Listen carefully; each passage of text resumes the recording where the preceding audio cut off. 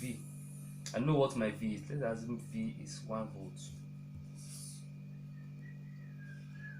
I simply connect an ammeter through the resistor and a voltmeter across the resistor. So with this, I can determine I and I1 and V1. So if I know my I1 is the current flowing through the resistor, V1 is the voltage across the resistor. So if that's the case, I can simply use Ohm's law. Ohm's law says that V equal to IR. So make R solve the formula V equals to I over R. Let's assume that my V is 1 volt and my I is 1 milliamp. Something as saying 1 volt. Milli is 10 raised to the power minus 3.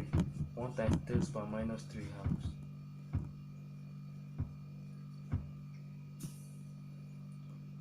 So if that's the case, my R will be, if you use your calculator, you should get something like 10 raised to the power 3 ohms, which is 1,000 ohms. So I have determined that my resistance is 1,000 ohms.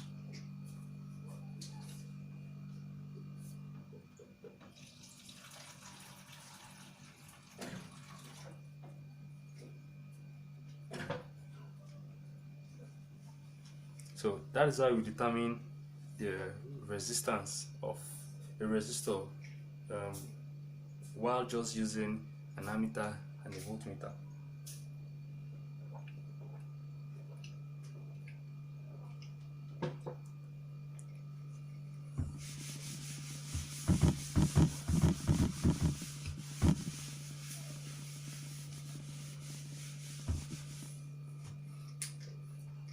Now we can also check how to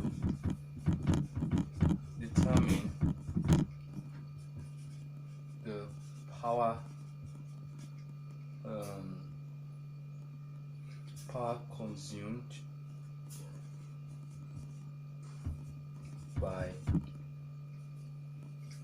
a load or a resistor.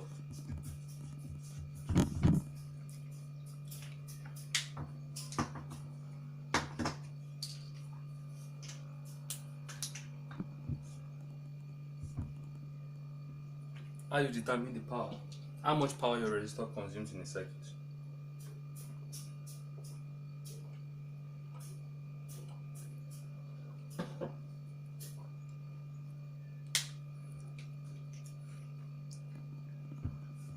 Now if you have a resistor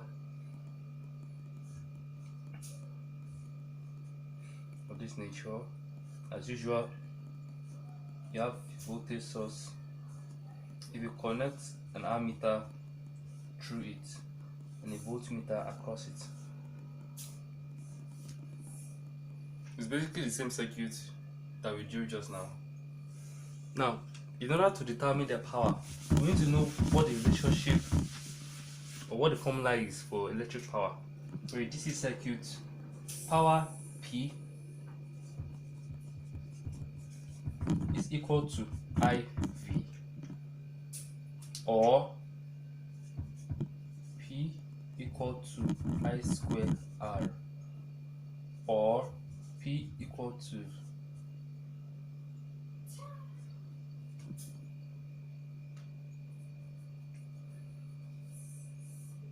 V squared over R. So these are three options you have if you want to calculate power. From our earlier circuit, we said our voltage here, voltage source is 1 volt. We obtained our R to be equal to 1,000 ohms. Our voltage was 1 our current was 1 amp, or 1 milliamp rather. 1 milliamp. So if you want to use this first formula IV, our I is 1 milliamp. 1 milliamp multiplied by our V is 1 volt. What does that give us? It gives us 1 milliwatts.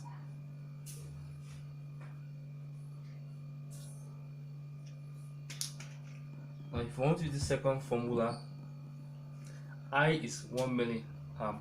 I square, let me shift this. Let me shift it back and say P equal to I square R. I is 1 milliamp. So 1 milliamp square is 1 times 10 to the power minus 6. That's 1 milliamp square. Multiplied by R.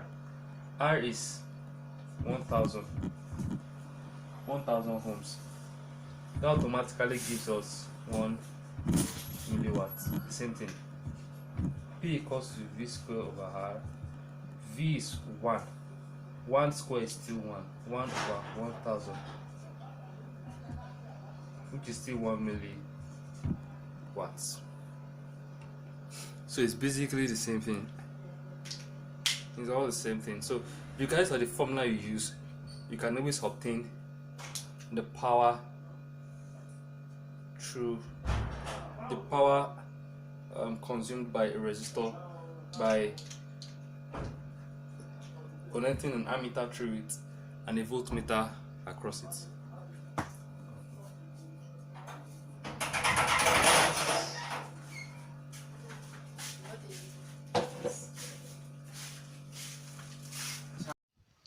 Okay, I'll be switching over now. Let's switch over to virtual laboratory. The virtual laboratory I'll be using is called LiveWire. It's the professional edition. This is the virtual laboratory environment. You can see on the left you have multiple outputs. You have the normal outputs, the voltage levels, current level, logic levels.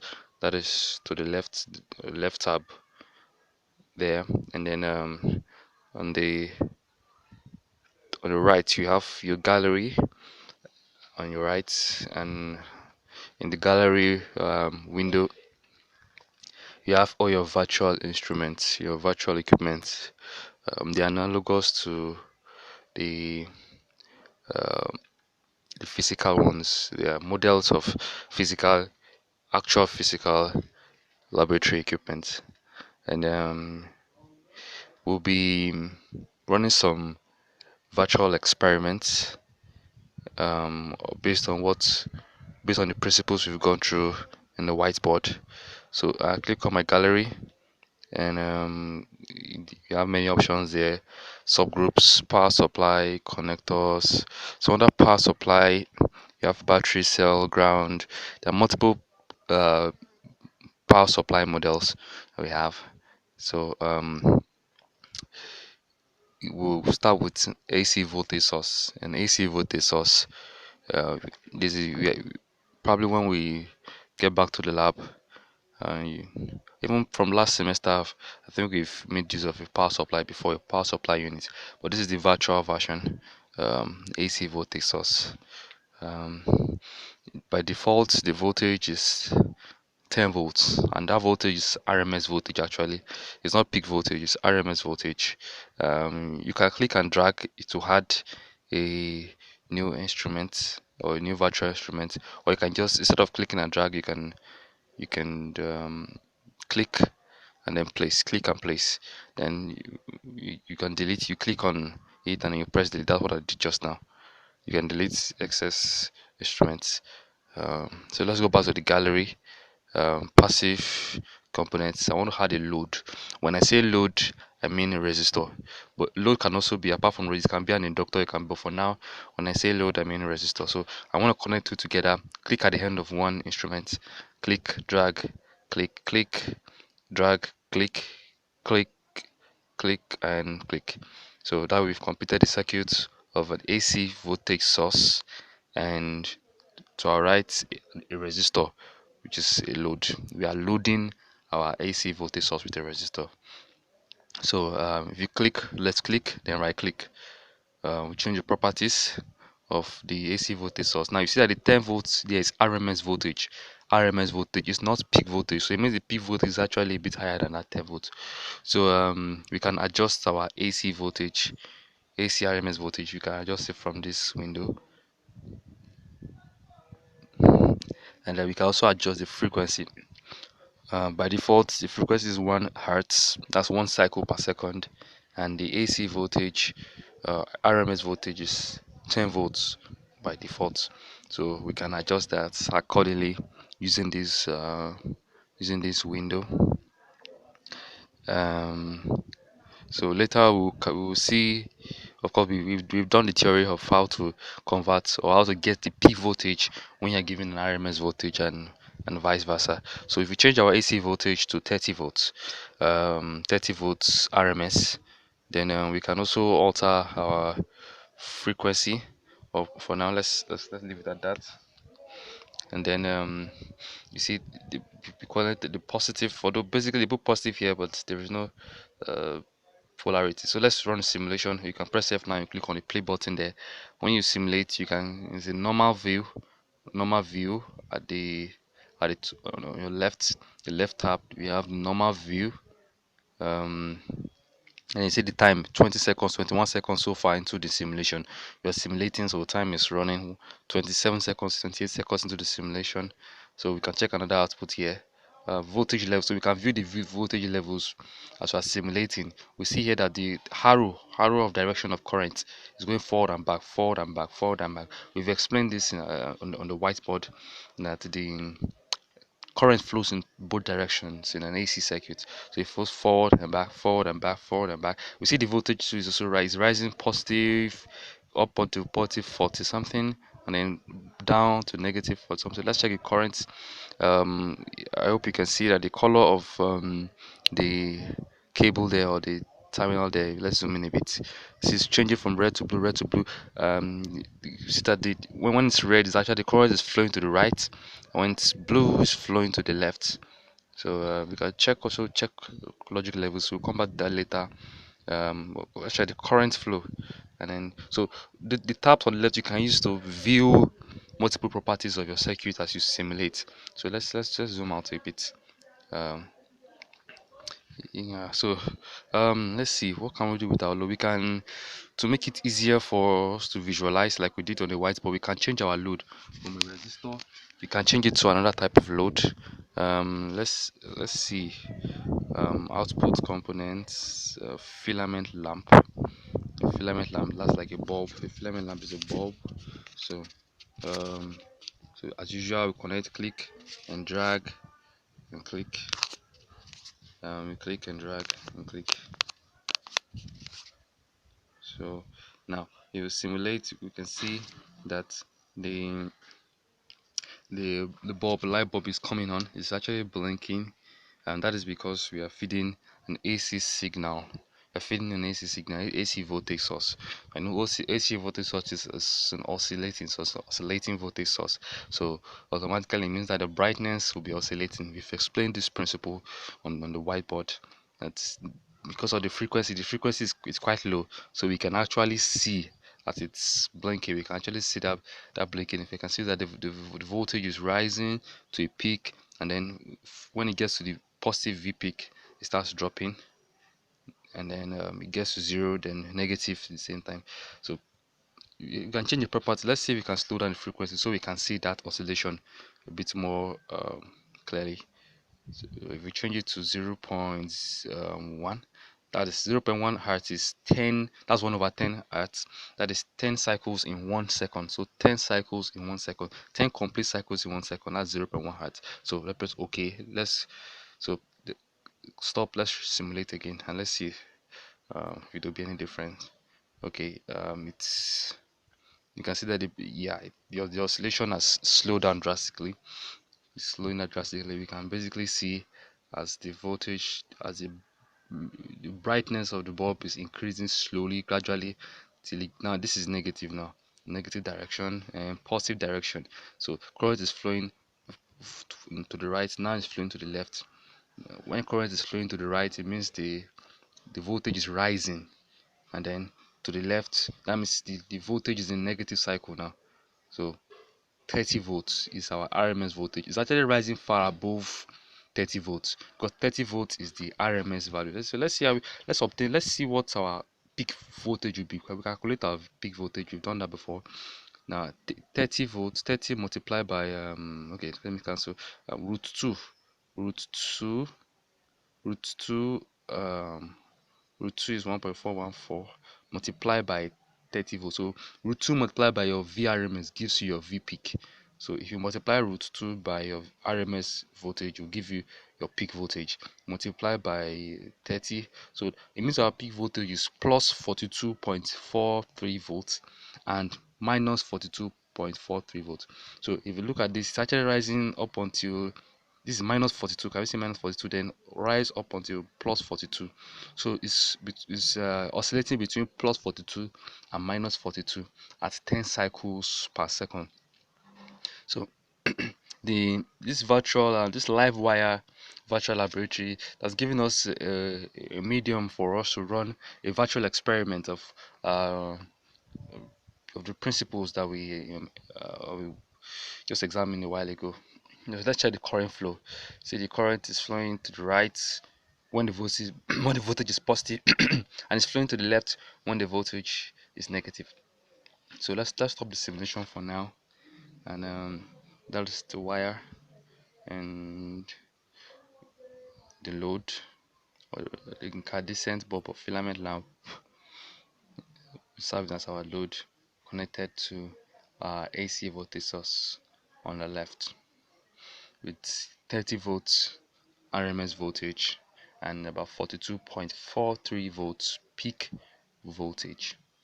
And um, now we can actually, if this were to be a natural experiment, we are meant to actually connect some measuring instruments. This virtual laboratory gives us a view of, we can check the voltage without connecting instrument. But let's assume that this was a physical experiment, a natural practical experiment. We won't have any way of, in this virtual laboratory, if you just touch the wire, basically it will show you the voltage potential there and the current flowing through that wire. So, but if this were to be a practical section, a physical practical section, we need measuring instrument like ammeter, voltmeter. So let's do that. So connect a voltmeter, you click and drag as usual, click the end of one terminal, you click and you click. So you click the end of one terminal where source and where you are going to. So click and drag, click and drag. So we've connected our, so you connect your voltmeter across a load. So let's drag that, let's drag the label down a bit. Let's simulate. Now you can see that the voltmeter is giving us our output. What exactly, is giving us a voltage across the load as it's increasing and decreasing. Now it's more visible than just pointing to the wire, and then it's, we can see the values more clearly now, and the values are changing at a slower rate than when we just point to the cable or to the wire. So the voltmeter reading is, you can see, is rising to 42, that's positive V peak, and to drop all the way down to minus 42, that's negative V peak. So let's stop the simulation. Now let's go with ammeter. We want to measure current through the circuit, through the resistor, through the load. So let's rotate to the left. So we will have to maybe break the discontinuity a little bit. Have to break discontinuity. We click and delete, click and delete. Let's click and delete, click and drag. So from one hand, so you connect the positive of the ammeter to the positive of the voltmeter, negative that way. Then let's simulate, run, click. So we see that the ammeter is also giving us the current reading. Is rising all the way to 2.93 amps and dropping all the way to minus 2.93 amps, from plus 2.93 amps to minus 2.93 amps. So you see that the voltage and current are directly proportional. So as the voltage is increasing up all the way to V peak 42.43, current is also increasing at the same time to about 2.93 amps. And when the voltage is dropping, all the way down to negative 42, the current will drop to minus 2.93 or 94 amps. So they're directly proportional. You can check the voltage levels here. You can see that the voltage is rising and dropping. When it's red, it's showing that it's in a positive cycle. When it is blue, it's showing that the voltage is in a negative cycle. So it's negative voltage plus when it is blue, and it is positive voltage when it is red. So let's check the current flow. You can see current is flowing. When it's flowing to the right, it's red. When it's green, is static. When it's blue, it's flowing to the left. So let's check some other virtual instruments. We have analog multimeter, digital multimeter, wattmeter, oscilloscope. So let's try with analog multimeter. Click and drag and drop. So let's for now click and delete. Let's delete the voltmeter symbol. Click positive, click, click, drag, click, drag, click, drag, connect. So let's connect that positive to positive, and then so yes, you see here that um the the deflector on the indicator on the analog voltmeter is deflects to the right. So this is actually that's a limited range from 0 to 10 volts alone. So we can't even see one is in the negative side. We can't see the analog voltmeter cannot show us. Is you can't show. Let's check if we can adjust the properties. No, we can't. So this is a very it's a very limited instrument. It can only measure 10 to 0 to 10 volts. You can't give us positive voltages above 10, or you can't give us negative voltages which is below 0. So let's go for digital multimeter. Let's see if it will be any different. Let's connect across as usual. So let's run our simulation. As you can see, it's quite good. It gives us all the range of voltage values from positive 42.43 to negative 42. So it's pretty good, and it gives us a great precision. So let's try the oscilloscope. So click and delete. So drag oscilloscope plus drag and drop. So later on we will still discuss more on oscilloscope, but for now let's just make use of it. So we are using channel 1. It has 2 channels. So click positive, drag, click. So to measure voltage, you always connect your voltmeter across the load you want to measure the voltage of. So we've said that already. So it has 2 channels, channel 1, channel 2, just the way the oscilloscope, the physical laboratory oscilloscope that we made use of last semester, it also had 2 channels. So see, this is mimicking that oscilloscope in a way, at least, although there are not much functionalities on this one as they are on the physical oscilloscope, but it's not bad. So digital and analog multimeter, they give you readings